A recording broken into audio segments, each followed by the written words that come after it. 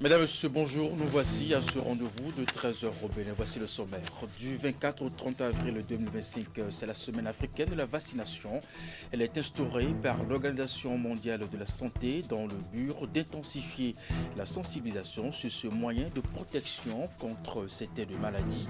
Dans ce 13 heures au Bénin, Esther Tofa nous amène au centre de santé de Bégamin pour comprendre le processus de vaccination des enfants et les dispositifs sécuritaires qui l'entourent.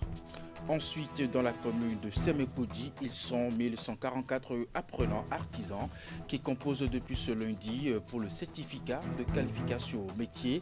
Les épreuves ont été officiellement lancées par le maire Jonas Benormeto. Et puis enfin, les ressortissants des villages qui bordent le lac Ayémé se sont retrouvés la semaine écoulée pour célébrer la fraternité. Il s'agit de leur retrouvaille annuelle au sein de l'association dénommée Non-Visant. L'événement était à sa 61e édition cette année et c'est l'arrondissement de Dédomain qui a accueilli les festivités. Et voilà pour vous le sommaire de cette édition. À nouveau, bonjour et bienvenue si vous nous rejoignez en image. Le président de la République a reçu ce lundi après-midi les Amazones U17 du Bénin, de retour au pays après la campagne éliminatoire. Tombeuse des léopards, dames de la RD Congo au deuxième tour. Les cadettes béninoises sont passées tout proche du rêve, mais malheureusement freinées par les princesses Copper de la Zambie à la porte du mondial féminin de la catégorie au lendemain de cette expédition. Patrice Talon a tenu à recevoir les filles, les Amazones, au palais de la Marina. Une rencontre au cours de laquelle le chef de l'État a félicité les joueuses et au staff technique pour le parcours du Bénin jusqu'au troisième et dernier tour de ces éliminatoires de la Coupe du Monde féminine U17, avant de leur faire part des promesses pour une amélioration des conditions de préparation. Suivez ici un extrait des propos du chef de l'État. Ceux qui ont toujours eu tout facilement ne sont pas bien aguerris pour les victoires les plus grandes, les plus honorables. C'est pour ça que, bien que nous ayons tous voulu, espérer, prier, que vous nous ayons soutenus de toutes les manières pour que vous soyez qualifiés, à la fin, moi je n'ai pas été beaucoup déçu, parce que vous avez été formidables.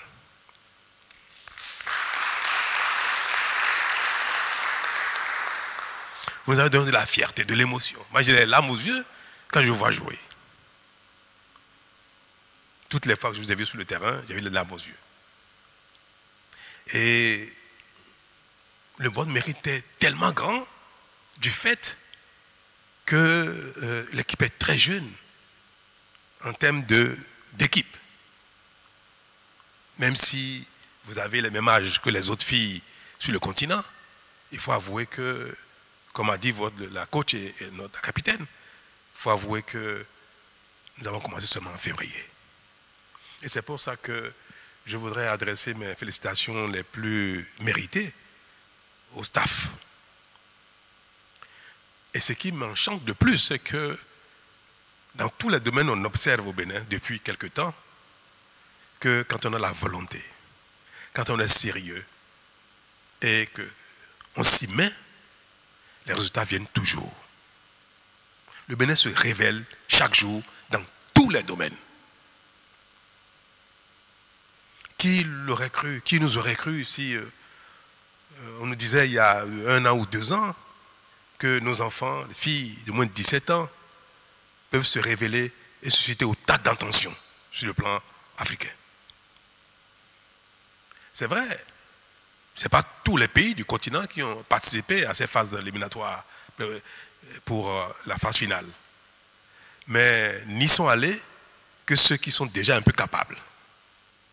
Le Bénin a des ambitions dans tous les domaines, y compris dans le football féminin. Et c'est pour ça que, ayant constaté votre capacité, votre volonté, votre détermination et vos talents, nous ne prenons aucun risque démesuré de vous apporter tout le soutien qu'il faut sur tous les plans, au plan financier, au plan humain, au plan politique, pour que, aux prochaines compétitions, on vous voit aller encore plus loin. Moi, je sais très bien que rien ne se gagne dans la vie du jour au lendemain par le hasard, ou bien par un effort de On parle de santé à présent. Le continent africain observe du 24 au 30 avril 2025 la semaine africaine de la vaccination. Elle est instaurée par l'Organisation mondiale de la santé dans le but d'intensifier la sensibilisation sur ce moyen de protection contre certaines maladies. Une équipe de la rédaction conduite par Esther Tofa a fait, dans le cadre de cette semaine de sensibilisation, une immersion au centre de santé de Bégamin pour comprendre le processus de vaccination des enfants et les dispositifs sécuritaires qui l'entourent. Je vous invite à suivre. 10 heures dans le centre de santé de Bégamin, dans le 11e arrondissement de Cotonou. La section vaccination s'anime depuis quelques minutes par les pleurs et cris des tout-petits. Ici, tout commence à l'accueil. Après l'accueil, il faut voir le carnet, ce que l'enfant a à faire, et ensuite lui parler des vaccins que son enfant a à faire, l'importance de ces vaccins et le rendez-vous qu'on va lui donner, le suivi, comment est-ce qu'elle va pouvoir suivre la vaccination et ne pas rater ces vaccins pour son enfant. Après l'injection, les mères sont informées sur d'éventuels effets secondaires et sont instruites sur la manière de pallier à ces effets. Quand on finit de vacciner, on leur demande d'abord de suivre. Si l'enfant chauffe, de lui donner d'antipyrétiques ou même systématiquement donner après avoir quitté ici, suivre. S'il y a encore de la fièvre, il faut continuer de donner pendant 3 jours. Si éventuellement la fièvre persiste, c'est ramener l'enfant vers nous pour la prise en charge, qui est bien sûr gratuite. La conservation des vaccins est un élément important de la chaîne pour s'assurer que les enfants reçoivent des produits de qualité ou pas détériorés. Le médecin responsable du centre revient sur son importance. La chaîne de froid est un élément important dans le système de vaccination. Donc les vaccins sont conservés par des réfrigérateurs qui sont équipés de thermomètres et également d'indicateurs de gel. Quotidiennement, les agents vaccinateurs prennent la température 2 fois par jour et ces valeurs-là sont mentionnées dans un registre de température qui permet le monitorage continu de la température dans les réfrigérateurs. Quelques mamans rencontrées sur les lieux partagent à nos micros l'intérêt pour elles de vacciner leurs enfants. Ça peut venir l'enfant contre certaines maladies infectieuses. Il y a aussi le rotavirus. Et beaucoup de maladies, ça prévient contre les maladies. Le vaccin protège les enfants contre certaines maladies. C'est pour ça que je vaccine les miens. Les séances de vaccination de routine se tiennent dans ce centre de santé tous les jours de la semaine. Près de 300 enfants y reçoivent chaque mois cette dose de protection pour leur assurer une meilleure croissance. L'examen du certificat de qualification au métier est lancé depuis ce lundi sur l'ensemble du territoire national. Ils sont au total 35 492 candidats à prendre d'assaut les différents centres de composition pour l'obtention de ce diplôme. C'est le ministre des Petites et Moyennes Entreprises et de la Promotion de l'Emploi qui a procédé au lancement officiel des épreuves à l'école d'enseignement général, technique et professionnel Laura Vissona de Cotonou. Il était accompagné d'une forte délégation. Nous apprend Ingrid Ider à travers ce reportage. Pour cette première vague de l'examen du certificat de qualification au métier au titre de l'année 2025, ils sont 35 492 candidats, dont 21 856 femmes à plancher pour l'obtention de ce diplôme. Le CQM a été institué par le gouvernement pour reconnaître les compétences des apprenants au terme de leur apprentissage. Une réforme qui vise à assainir le secteur. C'est l'école d'enseignement général, technique et professionnel Laura Vissona de Cotonou qui a accueilli le lancement officiel des épreuves. Nous remercions nos autorités qui ont porté le choix sur notre département. Ce site de composition accueille 2 métiers, à savoir les pâtissiers et les cuisiniers et les métiers connaissent. Les candidats sont déjà disponibles. Ils sont en salle et n'attendent que les épreuves. Nous avons prévu avec la CMA une phase post-session pour les réclamations et la première semaine de juin doit clôturer tout le processus de la phase écrite et orale et nous espérons avoir les premiers résultats courant mi-juin. La collaboration entre la CMA et le ministère en charge de l'enseignement secondaire est à noter et je voudrais que cette collaboration continue et se renforce. Repartis dans 109 centres de composition, ces candidats affrontent les épreuves écrites, pratiques et orales. Je souhaite bonne chance à tous les candidats qui vont composer, fut-il en français, en yoruba, en goun, en bariba, en nago, en ditamari ou en lokpa, pour dire qu'on n'a pas besoin d'être forcément locuteur en langue officielle française avant de pouvoir être un bon artisan, un très bon artisan. On peut composer dans sa langue maternelle et réussir. Démarré ce lundi 28 avril 2025, l'examen de certificat de qualification au métier s'étend jusqu'au 5 mai prochain. Et pour ce même examen, dans la commune de Sémékodji, ils sont 1144 apprenants artisans qui composent depuis ce lundi pour le certificat de qualification au métier. Les épreuves ont été officiellement lancées par le maire Jonas Benametor. Reportage. C'est en présence du maire Jonas Benametor que les épreuves du certificat de qualification au métier CQM 2025 ont été lancées dans la commune de Sémékodji. Au total, 1144 candidats issus d'une quarantaine de corps de métier et répartis dans les centres du CEG Drekbe et du CEG Ekbe composent pour l'obtention de ce parchemin réservé aux artisans. Nous venons de sillonner les deux centres ouverts pour le CQM à Sémékodji.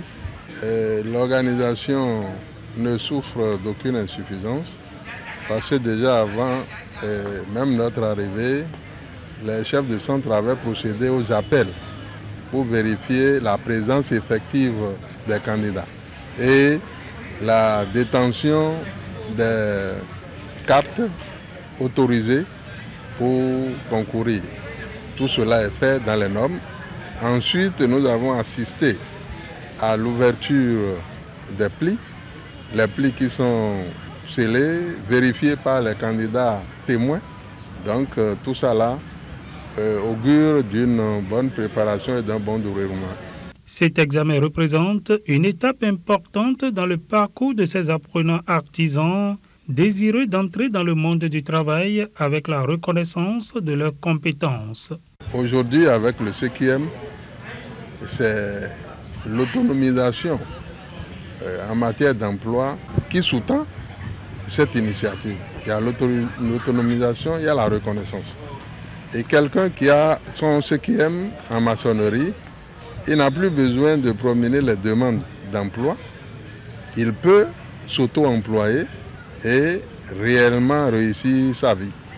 Donc c'est une initiative à encourager.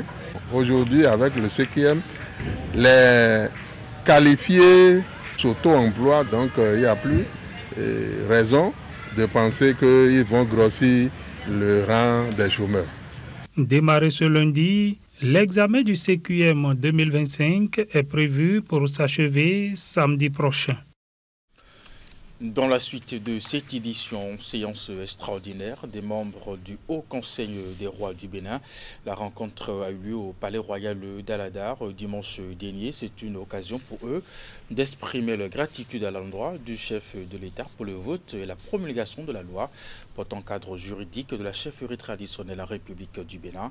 Un acte fort qu'ils saluent et s'engagent pour sa vulgarisation et surtout sa mise en œuvre. Teddy Goudalo a suivi pour nous le déroulement de cette séance. Voici son compte rendu. Autour du roi Kodegbe Lamafantoï Digla d'Alada, des membres du Haut Conseil des rois du Bénin. Ensemble, ils disent un grand merci au chef de l'État Patrice Talon pour avoir promulgué la loi portant cadre juridique de la chefferie traditionnelle en République du Bénin. Il nous l'avait promis fermement, mais il l'a fait. Celui-là, c'est un grand homme d'État. Quand il le dit, il le fait. Il est heureux de constater qu'avec l'avènement du régime de la rupture, nous, rois, chefs supérieurs et chefs coutumiers, sommes désormais pris en considération et traités dignement. Pour l'établissement de ce cadre juridique, le président Patrice Talon a mis sur pied une commission conduite par le professeur Bienvenu Akora. Pour le Haut Conseil, le travail de cette commission ne souffre d'aucune insuffisance et cela mérite cette cérémonie de reconnaissance à l'endroit des députés, le chef de l'État et les membres de son gouvernement. Et à l'Assemblée nationale, tous les députés ont eu à voter. L'UPR a eu à voter, le BR a voté, et les démocrates, où sont-ils? Où sont-ils, ces députés démocrates? Ils n'ont pas fait. Ce faisant, ils ont offensé les ancêtres comme ça. Nous l'avons voté avec cœur. D'autres l'avaient rejeté. Mais nous avons constaté que les royaumes ont valablement approuvé cette action louable du gouvernement. Et pour mieux matérialiser cette gratitude à l'endroit de Patrice Talon, le Haut Conseil des rois du Bénin décide de le reconnaître comme prince dans toutes les cours royales du Bénin. Il a nom Kenyo, qui veut dire l'univers est bon.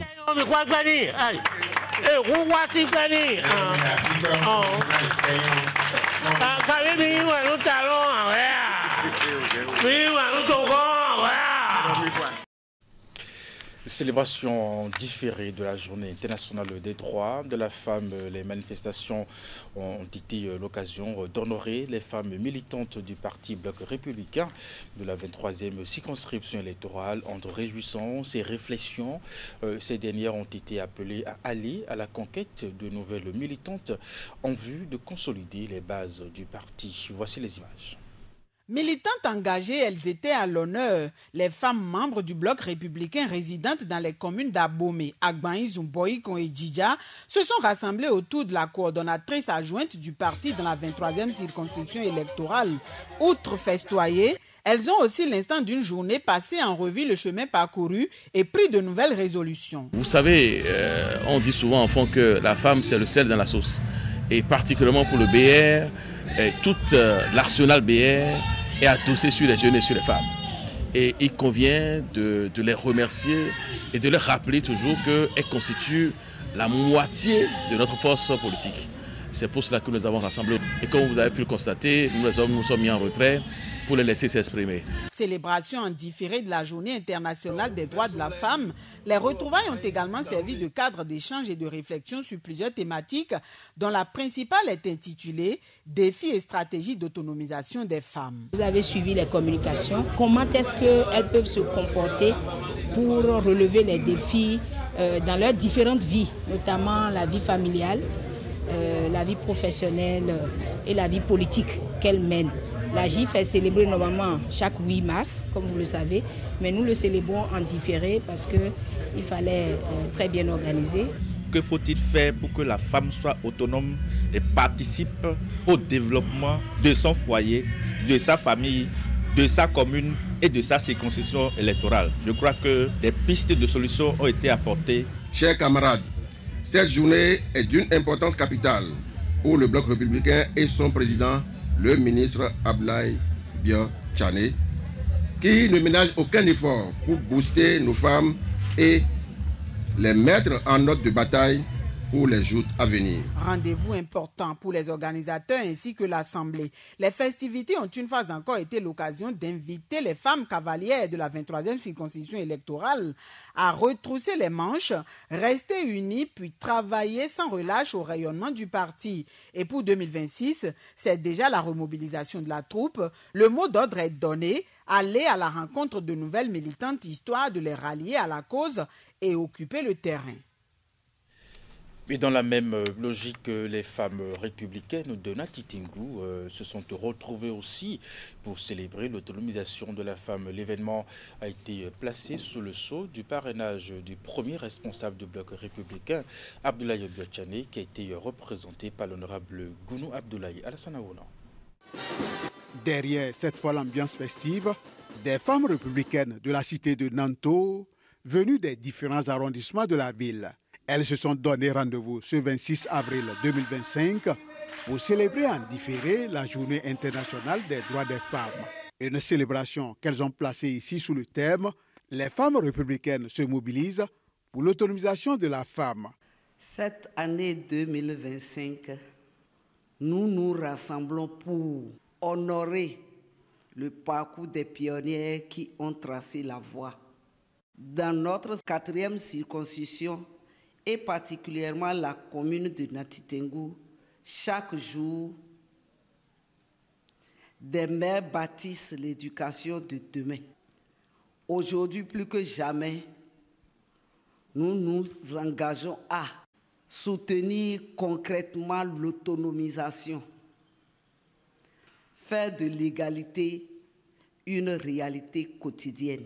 Autant de défis et d'engagements de ces femmes battantes que le gouvernement de la rupture ne cesse d'accompagner à travers des mesures et réformes politiques qui promeuvent la gente féminine. Il y a le projet H.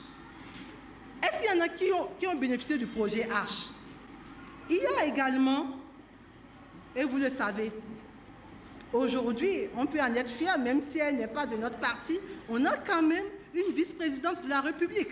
Il y a l'Institut national de la femme pour nous protéger. Le président de la République a mis un institut pour nous protéger. Au-delà de toutes ces réformes allant dans le sens de la protection de la femme et de son autonomisation, il est attendu de chacune d'elles un ferme engagement politique. Mes chères femmes, chères épouses, chères sœurs, chères mamans, faites en sorte qu'on n'ait plus de femmes déléguées de quartier. Chef de quartier, chef de village.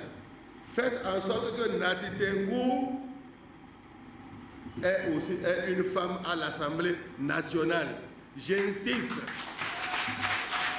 Désormais, ces femmes républicaines connaissent les défis qui les attendent. Elles devront donc batailler dur pour s'imposer sur le terrain lors des prochaines joutes électorales. Et pour finir cette édition, les ressortissants des villages qui bordent le lac Kayemé se sont retrouvés la semaine écoulée pour célébrer la fraternité. Il s'agit de leur retrouvaille annuelle au sein de l'association dénommée Non-Visant. L'événement était à sa 61e édition cette année et c'est l'arrondissement de Dédomain qui a accueilli les festivités. Voici les images. Ils sont liés par un destin commun symbolisé par le lac Kayemé, un patrimoine ancestral autour duquel ils ont noué une chaîne de solidarité avec des retrouvailles baptisées Non-Visant. Un projet de fraternité, de retrouvailles. Des retrouvailles vieilles aujourd'hui de 61 ans. Et ce 61e anniversaire est célébré ici à Dédomain, une terre chargée d'histoire. C'est depuis des siècles que la légende raconte que la reine-mère Nankosui, la grande sœur des fondateurs des royaumes d'Alada, d'Abomey et de Porte-Nouveau, fut à l'origine de l'un des plus anciens royaumes du Bénin. Il s'agit du royaume de Dédomain qui porte le nom de cette femme. Du coup, ils disent venir à la découverte d'un trésor national caché ici. Et plus loin, la révélation de cette histoire leur a inspiré la production d'un essai pour enrichir leur culture, contribuant ainsi à la documentation sur l'histoire nationale. Notre engagement à construire une communauté plurielle, mieux informée sur elle-même avec des acteurs plus motivés pour le lac Kayemé et ses environs. Le lac Kayemé autour duquel ils solidifient leur chaîne de solidarité et de fraternité au fil des années. Et la chaleur qui caractérise leur accueil accroît la mobilisation autour d'eux. Une bonne demi-dizaine de présidents d'institutions de la République, des membres du gouvernement, des députés à l'Assemblée nationale, des diplomates et bien d'autres personnalités politico-administratives ont encore honoré ce rendez-vous annuel des Frères du Lac, tout comme des membres des communautés sœurs. Chers frères et sœurs, sachez que Wemekwe est honoré de faire partie de cette dynamique fraternelle avec foi, unité et dévouement. Et comme c'est de coutume, l'association Novisan a fait don d'une enveloppe financière de 3 millions de francs CFA à la localité haute des festivités pour la réalisation d'infrastructures socio-communautaires. Le flambeau de la fête, lui, a été transmis à l'arrondissement d'Agatobo qui accueille les festivités en 2026. Novisan, c'est 17 arrondissements issus de 5 communes répartis sur 2 départements, l'Atlantique et le Mono, autour du lac Aïmé et de ses chenaux. La fête a été agrémentée par un autre fils du lac, l'artiste Anis Pépé. Et c'est la fin de cette édition. Merci de l'avoir suivi à 16h. Votre bulletin d'information, 19h30, la grande édition de la soirée. Juste après votre émission, l'info continue. Portez-vous bien et à très vite.